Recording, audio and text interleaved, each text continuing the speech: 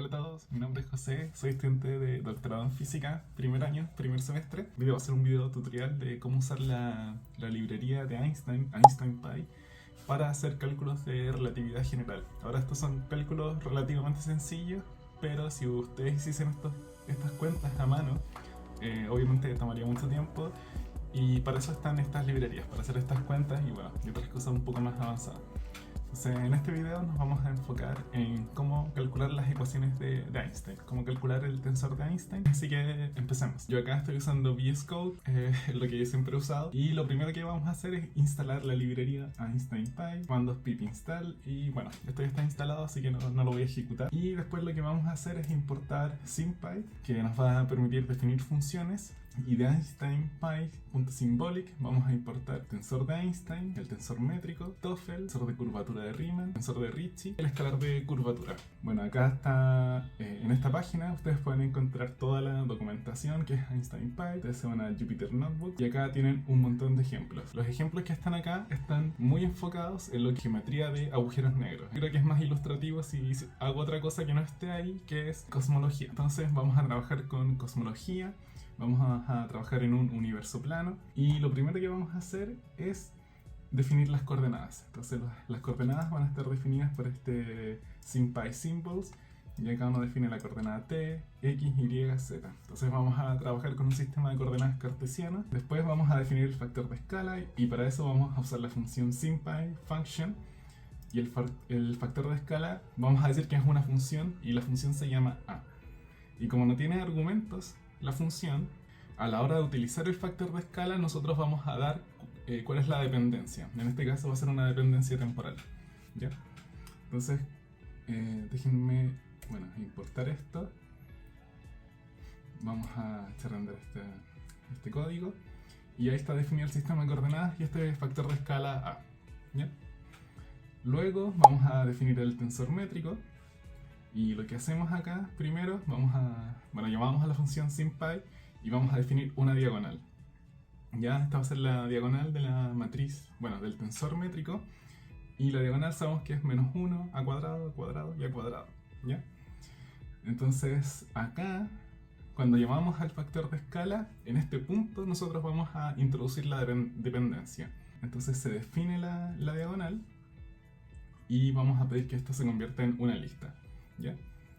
Y una vez que tenemos definida la diagonal, usamos el comando metric tensor.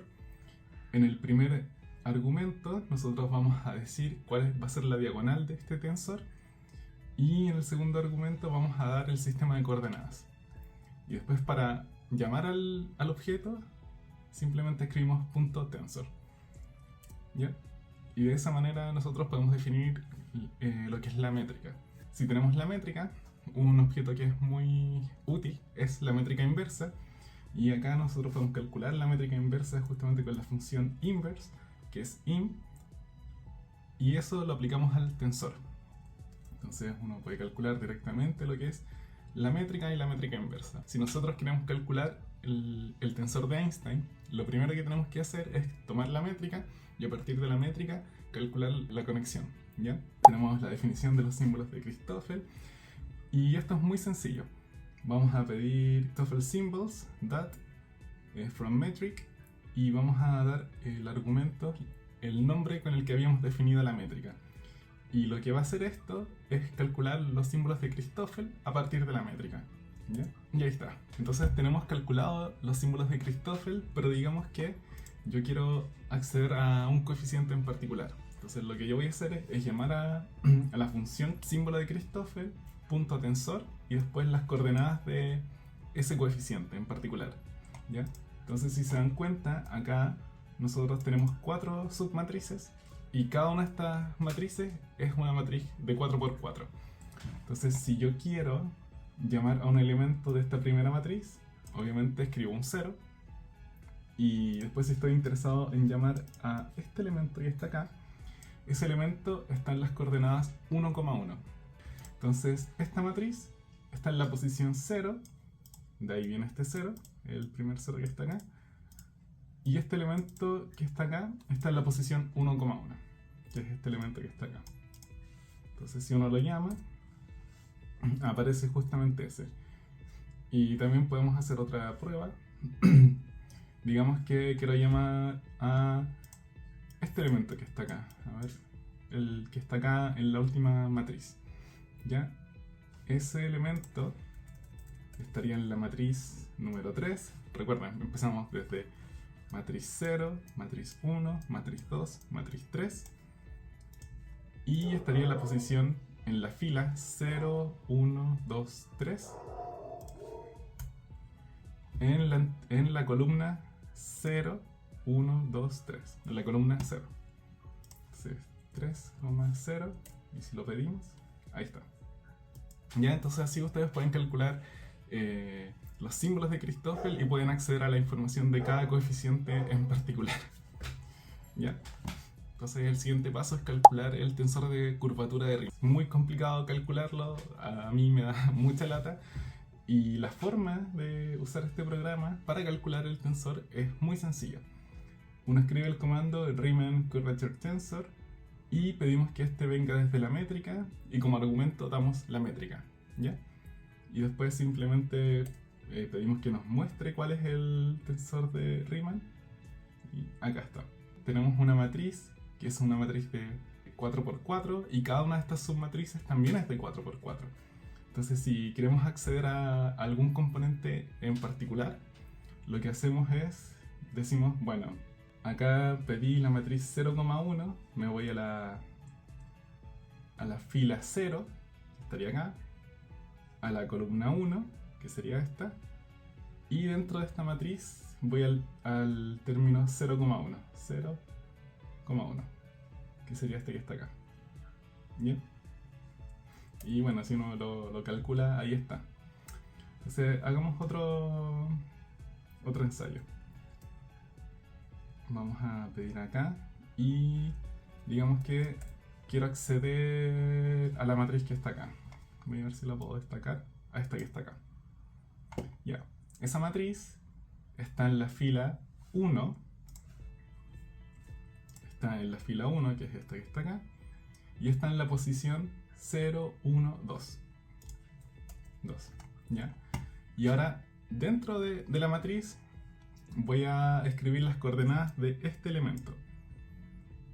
Y las coordenadas serían, bueno, estoy en la fila 1 y estoy en el elemento 2. 1, 2. Y ahí está. ¿Ya? Yo sé que puede que suene un poco complicado, pero cuando uno ya va tomando más experiencia con estas cosas es más sencillo, ¿ya? Con el tiempo uno va ya se maneja con este tipo de información. Ahora el siguiente paso es calcular el tensor de Ricci. Y el tensor de Ricci viene de la contracción natural del índice superior del tensor de Riemann con su segundo índice inferior. Y bueno, para calcular esto es bastante directo. Uno escribe Ricci tensor y pedimos que venga de la métrica, y en el argumento nosotros damos la métrica, enter, y ahí está. Y bueno, si ustedes quieren la información de algún coeficiente en particular, ustedes simplemente escriben Ricci tensor y escriben las coordenadas, por así decirlo, de ese coeficiente.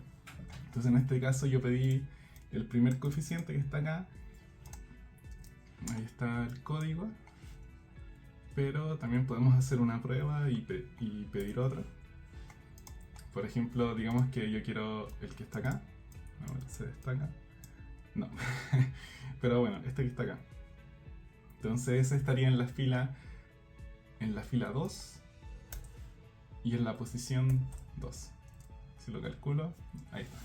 Y finalmente, como tenemos el tensor de Ricci, ahora calculamos el escalar de curvatura. Y acá lo único que hay que hacer es usar el comando Ricci scalar from metric. Y de nuevo, en el argumento damos la métrica. Y ahí está.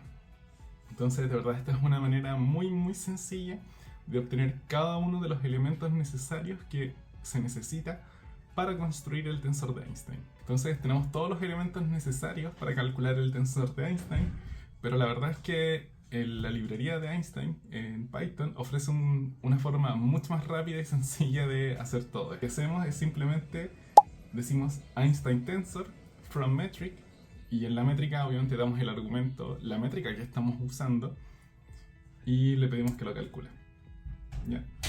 Y ahí tenemos el tensor de Einstein. Entonces este tensor nosotros lo podemos calcular calculando el Ricci, menos un medio la métrica por el escalar de curvatura, o simplemente podemos usar el comando Einstein Tensor. ¿Ya? Y después simplemente para llamar a cada uno de los componentes del tensor, usamos, la llamamos al igual que lo hicimos antes. Vamos a llamar a la componente 00, 11, 22, 33. Y lo último para terminar este video es que típicamente en cosmología nosotros no usamos el factor de escala, sino que utilizamos el Hubble, la función de Hubble, que es el h. Y lo que podemos hacer es reescribir estas ecuaciones usando el h. ¿Y cómo hacemos eso? Bueno, primero definimos el símbolo, SymPy Symbols, y definimos el símbolo h. Y acá en la segunda línea usamos el EQ. Ese EQ hace referencia a un equality, ¿ya? Y esto funciona con dos argumentos. El primer argumento va a ser h, que es el símbolo que queremos utilizar. Y en el segundo argumento vamos a decir a qué queremos que sea igual. En este caso queremos que sea igual al a punto sobre a. Entonces el a punto lo definimos con el SymPy derivative y lo dividimos en a. Entonces de esa manera podemos definir el h, que queda definido acá. Y después simplemente podemos reescribir la parte geométrica de la ecuación de Einstein usando el h.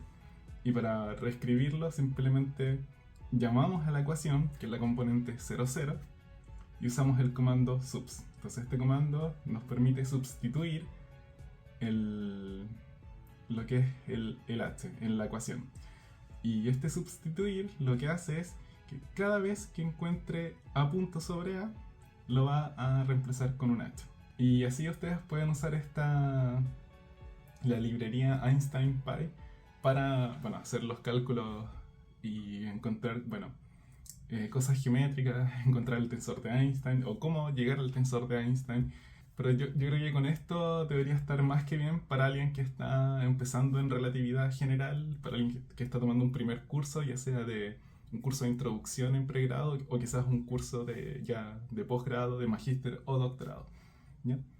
Así que eso, quería compartir con ustedes esta herramienta, espero que les sea útil y ojalá que se haya entendido cómo poder utilizarla, ¿ya? Así que eso, lo dejamos hasta acá y nos vemos en el próximo video de la próxima semana. Chao.